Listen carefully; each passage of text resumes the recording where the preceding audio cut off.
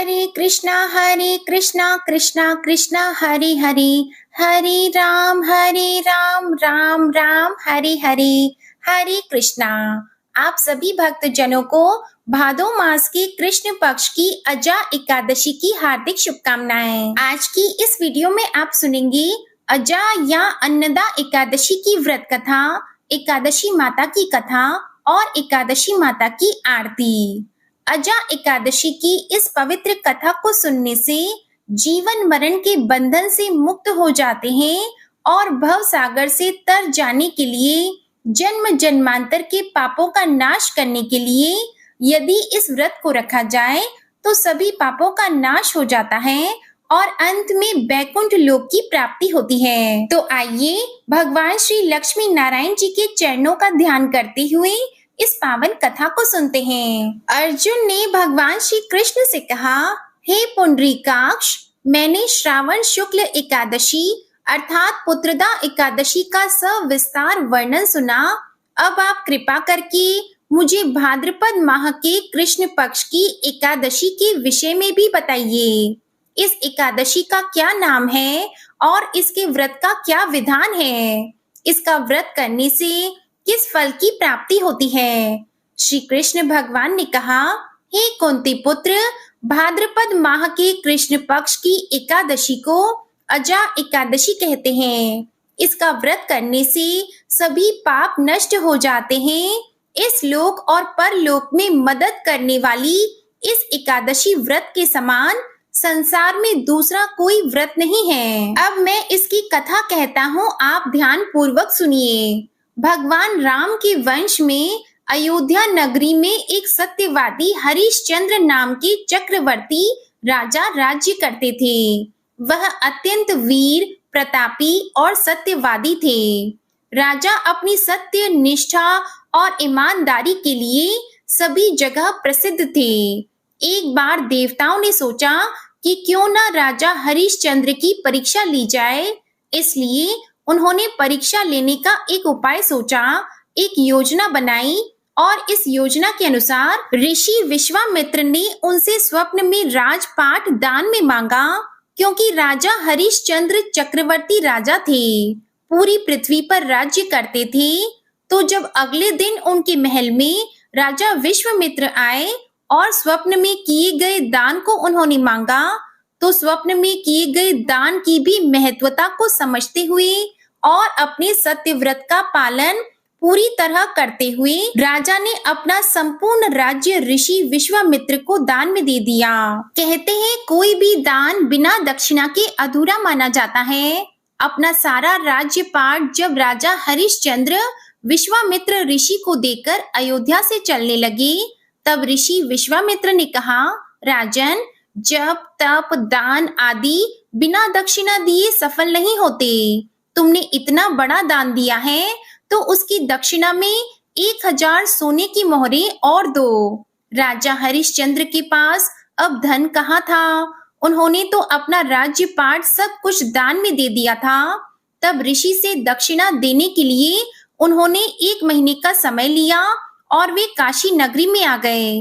काशी नगरी में इसलिए आए क्योंकि उन्हें पता था कि काशी नगरी है तो पृथ्वी का हिस्सा, लेकिन कहा जाता है कि काशी नगरी भगवान शंकर के त्रिशूल पर टिकी हुई है, जिस कारण वह पृथ्वी का हिस्सा होने पर भी सबसे अलग मानी जाती है। तो उन्होंने पवित्र काशी में आकर सबसे पहले तो अपनी पत्नी रानी शैव्या को एक ब्राह्मण के हाथों बेच दिया।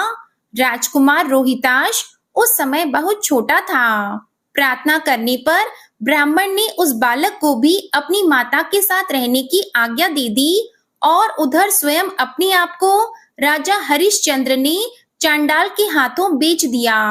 इस प्रकार ऋषि विश्वामित्र को 1000 मोहरें उन्होंने दक्षिणा में दे दी। महारानी शैव्या अब ब्राह्मण के घर में दासी का काम करने लगी। जब दासी का काम करने लगी तो उधर चांडाल के सेवक होकर राजा हरिश्चंद्र भी एक शमशान में चौकीदारी करने लगे। वहां जो भी मुर्दे जलाने के लिए लाए जाते, उनसे कर वसूल कर तभी उन्हें जलाने का काम चांडाल ने उन्हें सौंप रखा था। एक दिन शमशान भूमि की तरफ गौतम ऋषि आए। राजा ने ऋषि को देखा तो प्रणाम किया। उस समय राजा हरिश्चंद्र की दयनीय स्थिति को देखकर ऋषि गौतम ने उनसे कहा कि हे राजन, पूर्व जन्म के पाप के कारण ही आज आपकी यह दशा हुई है। अगर तुम भाद्रपद मास के कृष्ण पक्ष की अजा एकादशी का व्रत रखो और व्रत की कथा पढ़ो या सुनो तो इस हालत से तुम्हारा उद्धार भी हो जाएगा, तुम्हारे पापों का नाश भी हो जाएगा। तब राजा ने ऋषि की बात मानकर आने वाली अजा एकादशी का व्रत रखा। एक दिन राजकुमार रोहिताश ब्राह्मण की पूजा के लिए फूल चुन रहा था कि उसे अचानक बगीचे में एक जहरीले सांप ने डस लिया। सांप का विष तुरंत ही उस बालक के शरीर में फैल गया और देखते ही देखते रोहिताश मर कर भूमि पर गिर पड़ा। उसकी माँ महारानी शैव्या को ना वहां पर कोई धीरज बंधाने वाला था, ना ही उसके पुत्र की मृत देह को शमशान में पहुंचाने वाला कोई था। तो रानी अपने पुत्र की मृत देह को अपने हाथों में उठाकर अकेली रात के सुनसान अंधेरे में शमशान जा पहुंची, जहां जैसे ही वह अपने पुत्र की देह को जलाने लगी कि राजा हरिश्चंद्र वहां आ गए और शमशान का कर मांगने लगे, जैसा कि नियमों के अनुसार उन्हें करना था। अपने कर्तव्यों का पालन भी वे कर रहे थे, विवश थे। बेचारी रानी के पास तो अपने पुत्र की देह को ढकने के लिए कफन तक नहीं था। रात के अंधेरे में रानी ने राजा के स्वर को पहचान लिया और गिड़गिड़ाकर कहने लगी, राजन, आपका ही पुत्र है जो इस समय मरा हुआ मेरे हाथों में है। मेरे पास कर देने के लिए कुछ भी नहीं है और आप मुझसे कर वसूल रहे हैं। राजा हरिश्चंद्र को दुख तो बहुत हुआ, किंतु क्या करते, उन्हें अपने कर्तव्य का पालन जो करना था। उन्होंने चंडाल को वचन जो दे रखा था, जिसे अपनी आखिरी सांस तक उन्हें निभाना था। पत्नी की हालत और पुत्र को इस हालत में देखकर राजा हरिश्चंद्र को बहुत दुख तो हुआ, फिर भी उन्होंने किसी प्रकार अपनी रानी से कहा, हे रानी, मैं यहाँ चंडाल का सेवक हूँ और मेरे स्वामी ने मुझे कह रखा है कि बिना कर दिए कोई भी यहाँ मुर्दा न जलाए, और इस समय मैं अपने धर्म का पालन कर रहा हूँ। मैं अपने धर्म को नहीं छोड़ सकता। तुम मुझे कुछ न कुछ देकर ही अपने पुत्र की देह जला सकती हो। सुनते ही रानी फूट फूट कर रोने लगी और बोली, महाराज, मेरे पास एकमात्र यही साड़ी है जिसे मैं पहने हुए हूँ, आप इसी में से आधा ले लीजिए। कहते हैं रानी जैसे ही अपनी साड़ी का कोना फाड़ने चली, तभी दिव्य प्रकाश के साथ वहां पर श्रीहरि, देवराज इंद्र, धर्मराज आदि देवता और महर्षि विश्वामित्र प्रकट हो गए। महर्षि विश्वामित्र ने बताया कि कुमार रोहिताश मरा नहीं, बल्कि यह तो ऋषि ने योग माया से दिखलाया था। राजा हरिश्चंद्र को खरीदने वाले चांडाल के रूप में और कोई नहीं बल्कि साक्षात धर्मराज थे। सत्य साक्षात नारायण का स्वरूप है और इस प्रकार अजा एकादशी व्रत के प्रभाव से, हे राजन, तुम्हारे सभी पाप नष्ट हो गए हैं। तुम्हारा एकादशी का यह व्रत सफल हुआ। अब तुम सुख पूर्वक अपना राज्य भोगो और अंत में तुम्हें स्वर्ग लोक की प्राप्ति होगी। ऐसा कहकर भगवान श्री हरि और अन्य देवता और ऋषि वहां से अंतर ध्यान हो गए। इस प्रकार एकादशी व्रत के प्रभाव से राजा हरिश्चंद्र ने निष्कंटक राज्य भोगा और अंत में वे अपने पुत्र और अपनी पत्नी के साथ स्वर्ग धाम को चले गए। इस प्रकार एकादशी का व्रत रखने से सभी सुखों की प्राप्ति होती है, पुत्र की आयु लंबी होती है, जाने अनजाने में किए गए अगले पिछले जन्मों के सभी पापों का नाश हो जाता है। अंत में भगवान श्री कृष्ण ने कहा, हे अर्जुन, यह सब अजा एकादशी के प्रभाव से ही हुआ था। जो मनुष्य विधि पूर्वक इस व्रत को करते हुए रात्रि में जागरण करते हैं, उनके समस्त पाप नष्ट होकर अंत समय में स्वर्ग लोक की प्राप्ति होती है। इस एकादशी की कथा के श्रवण मात्र से ही अश्वमेध यज्ञ का फल मिलता है। प्रेम से बोलिए भगवान श्री लक्ष्मी नारायण जी की जय। अब सुनिए एकादशी माता की कथा। एक बार एक राज्य में एक राजा रहा करता था। राजा बहुत ही बुद्धिमान और बलशाली था।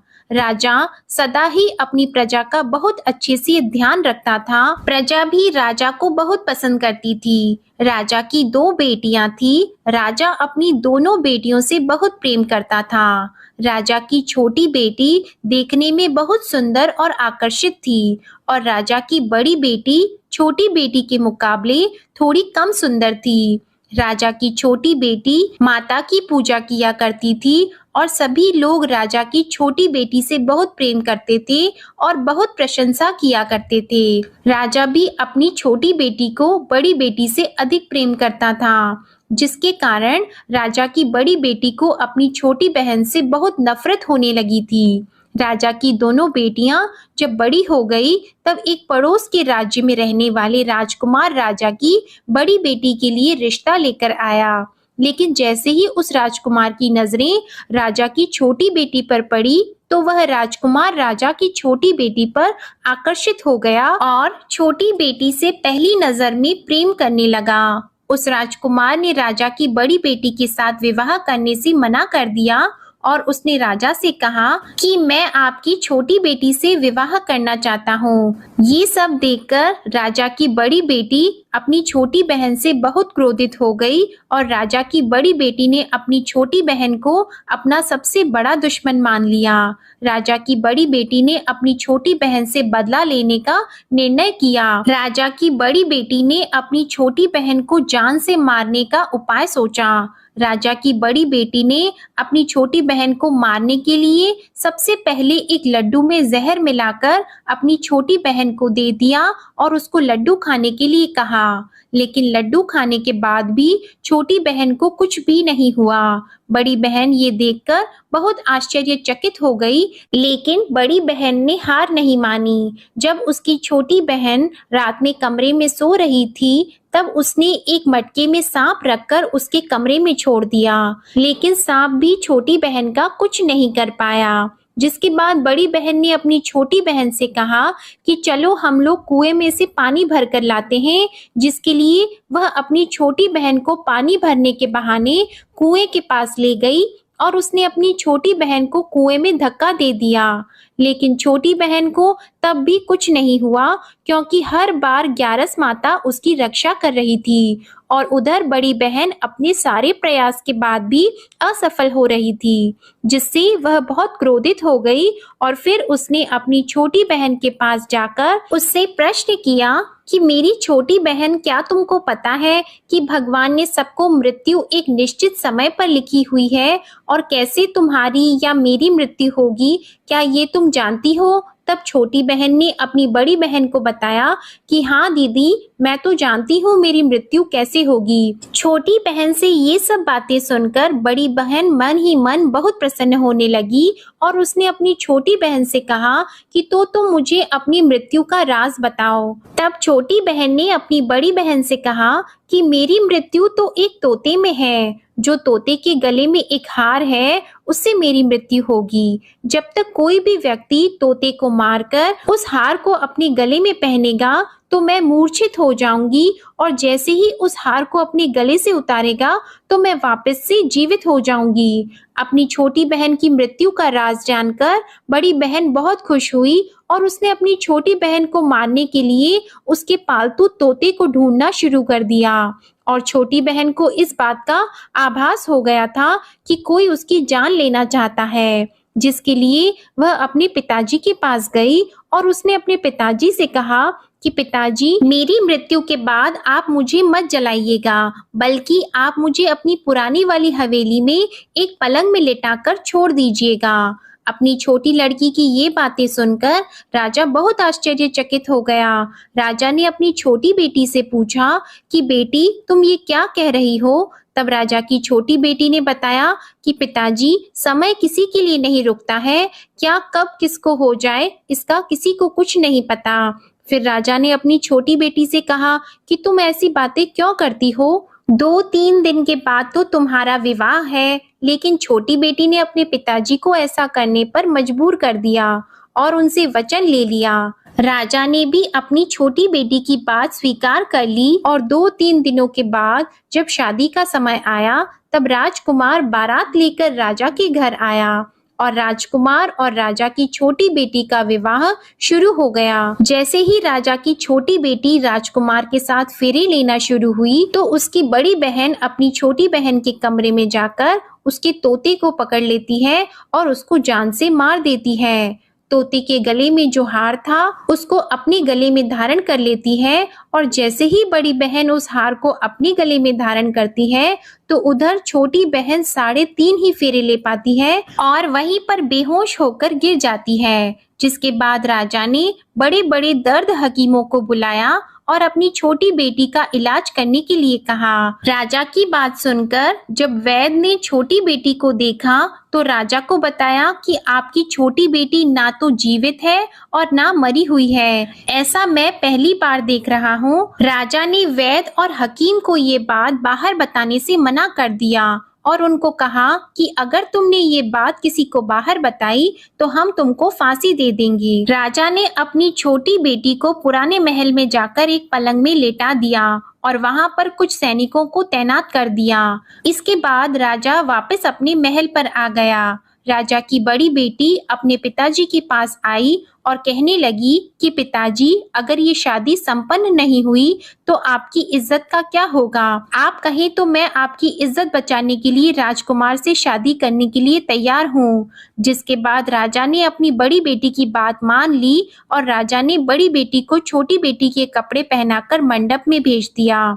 लेकिन राजकुमार ये जान गया कि ये राजा की छोटी बेटी नहीं है बल्कि ये राजा की बड़ी बेटी है। लेकिन जब राजकुमार ने शादी करने से मना किया तो सभी लोगों ने राजकुमार को बेबस करके राजा की बड़ी बेटी से बचे हुए फेरों को संपन्न करा दिया और विवाह संपन्न हुआ। जिसके बाद राजकुमार राजा की बड़ी बेटी को अपने महल में ले गया। विवाह होने के बाद राजकुमार उससे ना तो बात करता था, ना उसे पसंद करता था और ना ही उसके आसपास भटकता था। और राजकुमार ने ये फैसला लिया था कि वह अपनी प्रेमिका को ढूंढ कर रहेगा और ये जानकर रहेगा कि उसके साथ क्या हुआ है।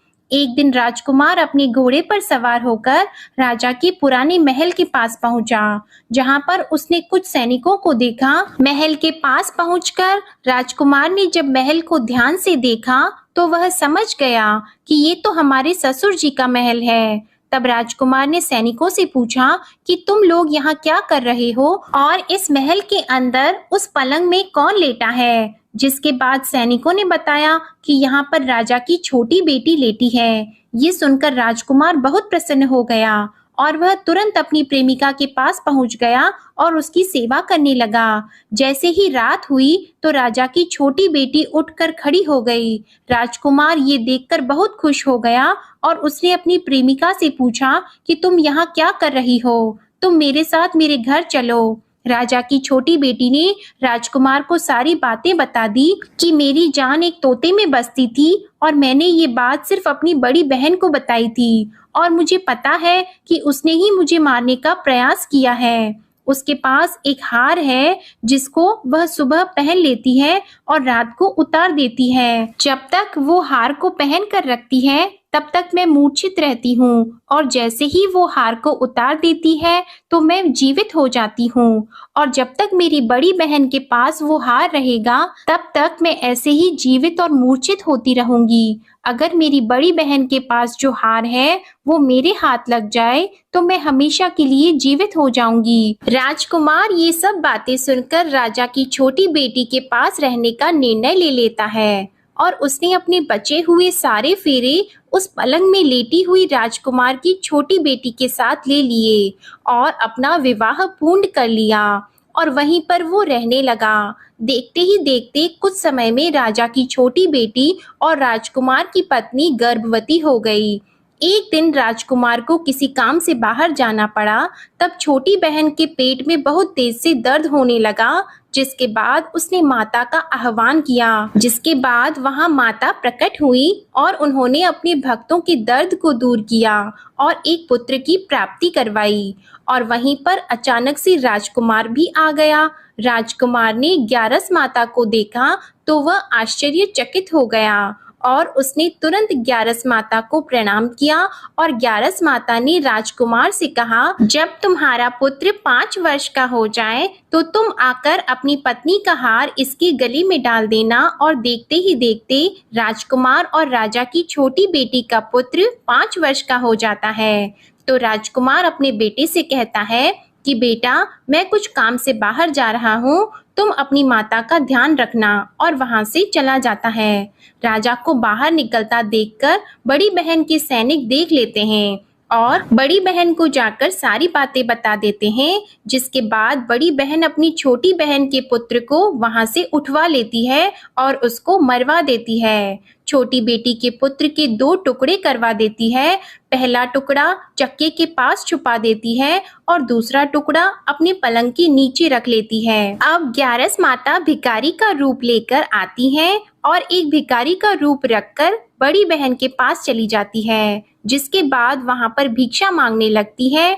तो बड़ी बहन अपने नौकरों से कहती है कि जाकर भिक्षा दे दो, लेकिन जैसे ही नौकर ग्यारस माता को भिक्षा देने के लिए आते हैं तो माता उन्हें मना कर देती हैं और कहती है कि मैं तुम्हारी महारानी से ही भिक्षा लूंगी। जिसके बाद बड़ी बहन स्वयं ही भिक्षा देने के लिए माता के पास आती है। तब माता एक बिल्ली का रूप लेकर उसके कमरे में चली जाती है और वहां पर छोटी बेटी के पुत्र के 2 टुकड़े को आपस में जोड़ देती है और उसे जीवित कर देती है। फिर उसे वहां से ले जाती है। राजकुमार अपने बेटे को लेकर अपनी पत्नी के पास जाता है और उसे कहता है कि तुम इसका ध्यान रखना।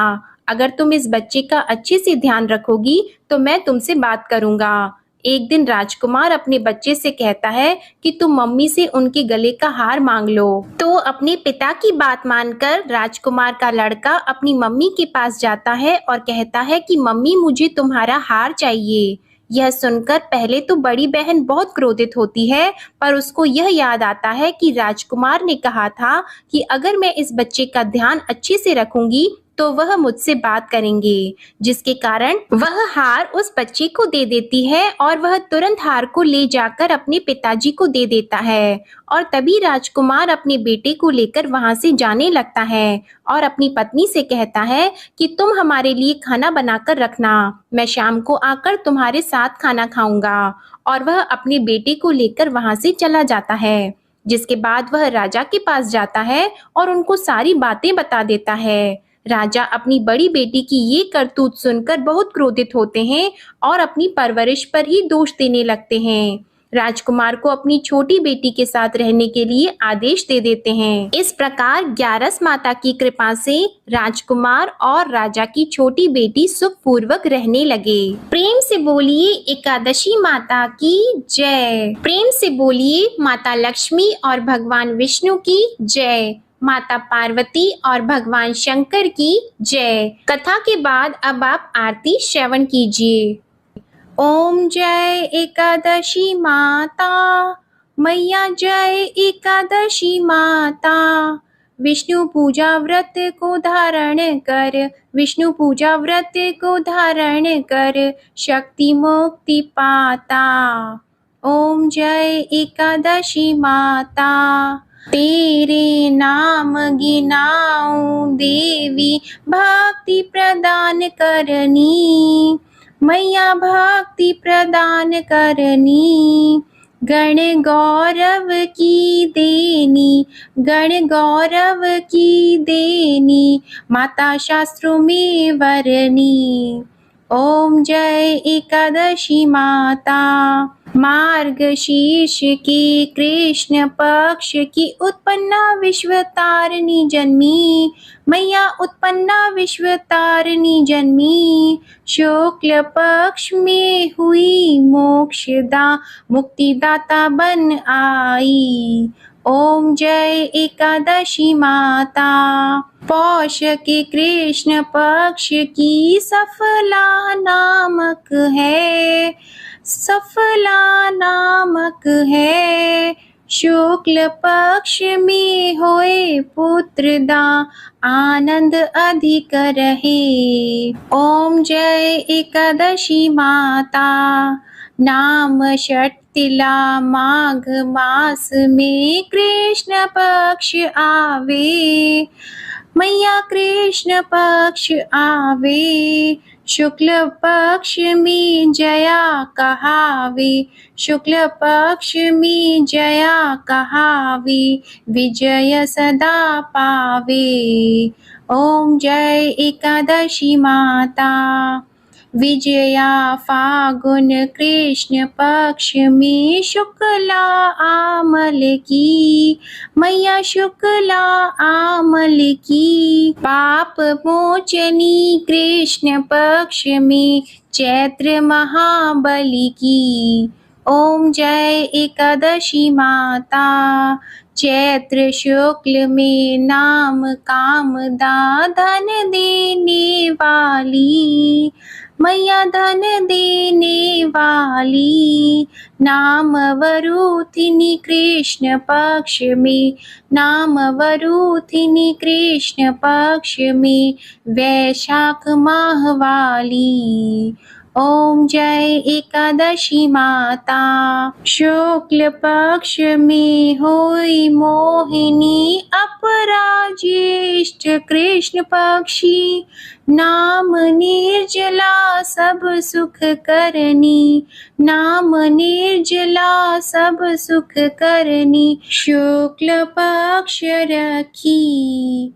ओम जय एकादशी माता। योगिनी नाम आषाढ़ में जानो, कृष्ण पक्ष करनी, देव शयनी नाम कहायो, शुक्ल पक्ष धरनी। ओम जय एकादशी माता। कामिका श्रावण मास में आवे, कृष्ण पक्ष कहिए, श्रावण शुक्ला होए पवित्रा, आनंद से रहिए। ओम जय एकादशी माता। अजा भाद्रपद कृष्ण पक्ष की परिवर्तिनी शुक्ला, इंद्रा आश्विन कृष्ण पक्ष में, इंद्र आश्विन कृष्ण पक्ष में, रत से भवसागर निकला। ओम जय एकादशी माता। पापंकुशा है शुक्ल पक्ष में, आप हरनहारी, रमा मास कार्तिक में आवे, सुखदायक भारी। ओम जय एकादशी माता। देवोत्थानी शुक्ल पक्ष की, दुख नाशक मैया, मैया दुख नाशक मैया, पावन मास में करूं विनती, पावन मास में करूं विनती, पार करो नैया। ओम जय एकादशी माता। परमा कृष्ण पक्ष में होती, जन मंगल करनी, मैया जन मंगल करनी, शुक्ल मास में होए पद्मिनी, शुक्ल मास में होए पद्मिनी, दुख दारिद्र हरनी। ओम जय एकादशी माता। जो कोई आरती एकादशी की भक्ति सहित गावे, मैया भक्ति सहित गावे, जन गुर्दिता स्वर्ग का वासा, जन गुर्दिता स्वर्ग का वासा, निश्चय वह पावे। ओम जय एकादशी माता। ओम जय एकादशी माता। ओम जय एकादशी माता। प्रेम से बोलिए एकादशी माता की जय। प्रेम से बोलिए लक्ष्मी नारायण भगवान जी की जय। आशा करती हूँ आप सभी का पुत्रदा एकादशी का व्रत सफल हो और भगवान श्री लक्ष्मी नारायण जी की कृपा आप और आपके पूरे परिवार पर सदा बनी रहे। आपको ये कथा पसंद आई हो तो वीडियो को लाइक करिएगा, शेयर करिएगा, कमेंट में भगवान श्री विष्णु जी और माता लक्ष्मी जी की जय लिखिएगा और चैनल को भी सब्सक्राइब कीजिएगा। जय श्री राधे राधे कृष्णा।